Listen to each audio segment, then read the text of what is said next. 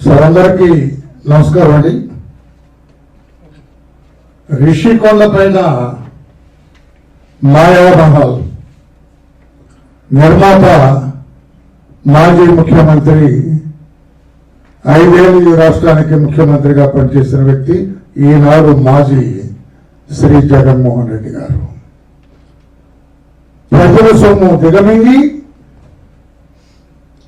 తాను తన భార్య శ్రీమతి భారతీదేవి గారు నివసించడం కోసం కట్టిన మాయామహల్ ఆ రిషికొండ పైన వెలిసింది.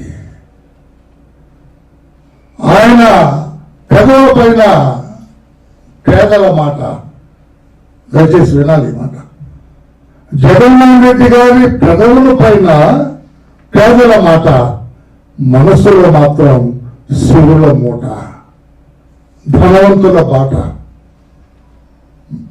పెదవి పైన పేదల గురించి, తానేలో పేదల పక్షపాతి అయినట్లుగా, కానీ అతని మనసులో, అతని అంతరంగంలో మాత్రం శివుల మూట, ధనవంతుల బాట.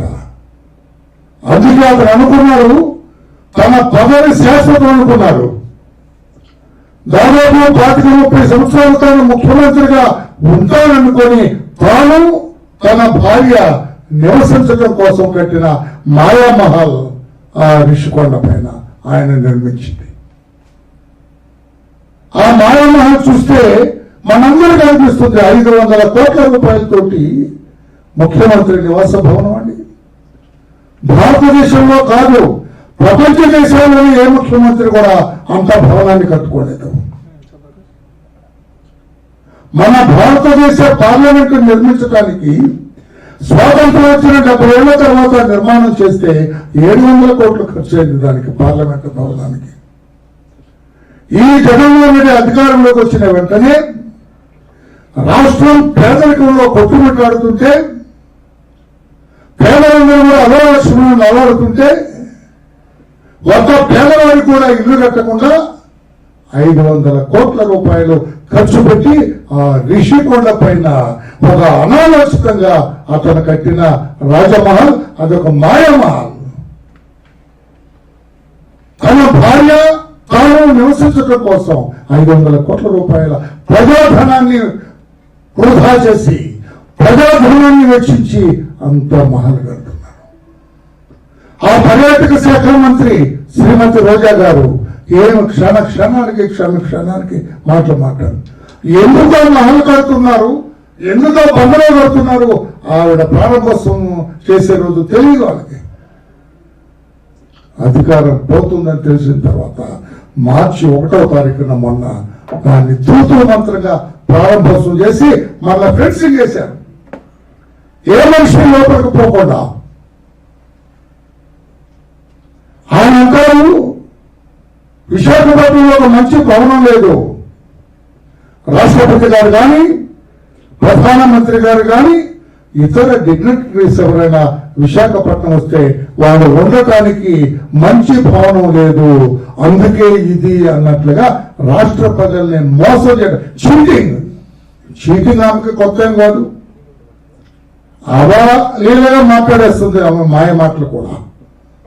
ఆమె అంటారు పైగా మళ్ళీ ఆవిడ అంటారు మళ్ళా ముఖ్యమంత్రి గారి క్యాంపు కార్యాలయంలో వాడదాం అనుకున్నాను. అసలు పుట్టేంటి, ముఖ్యమంత్రి గారు మరలా గెలుస్తారు, ముఖ్యమంత్రి గారు ఆయన భార్య శ్రీమతి భారతీదేవి గారు ఆ బంగాళాలో ఉంటారు. అందుకోసమే పేదల సొమ్ము 500 కోట్ల రూపాయలు ఖర్చు పెట్టి ఆ భవనాన్ని నిర్మించారు. ఆ భవనం తమ్ముడు మీరెవరు వెళ్ళలేదుగా, ఎవరో చెబుతున్నారు నాకు. బాల్కనీ ఉందట అక్కడ, బాల్కనీలో కూర్చుంటే సముద్రం అలలు ఈ బంగాళా మీదకి వచ్చినట్టు వచ్చి మళ్ళా ఇట్లా వెనక్కి వెళ్ళిపోతాయట. అంటే భారతీదేవి గారు జగన్మోహన్ రెడ్డి గారు అక్కడ బాల్కనీలో కూర్చొని పిలిస్తే సముద్ర అలలు దగ్గరకు వస్తాయి, ఇట్లా వెళ్ళిపోవంటే వెళ్ళిపోతాయట. ఆ రకంగా నిర్మించారు. అందుకే నేను అన్నాను అదొక మాయామహల్, జగన్మోహన్ రెడ్డి గారి మాయామహల్ అది. నేను అంటున్నాను my dear friend Jaganmohan Reddy గారు, ఈ 500 కోట్ల రూపాయలు ఇక్కడ బంగ్లాలో ఖర్చు పెట్టకుండా నువ్వు వెళ్ళినప్పుడు విశాఖ వెళ్ళినప్పుడు ఆ సర్క్యూట్ హౌస్ లో మీరు ఉంటే, లేకపోతే ఆ పార్క్ హోటల్లోనో 5 హోటల్లోనో అదేదో ఉంది కదా మన వరుణ హోటల్ ఏంటి నోటల్లోనో ఉంటే సరిపోయేది కదా. ఈ 500 కోట్ల రూపాయలతోటి 25,000 మందికి పేదలకు ఇల్లు కట్టేవాడిని.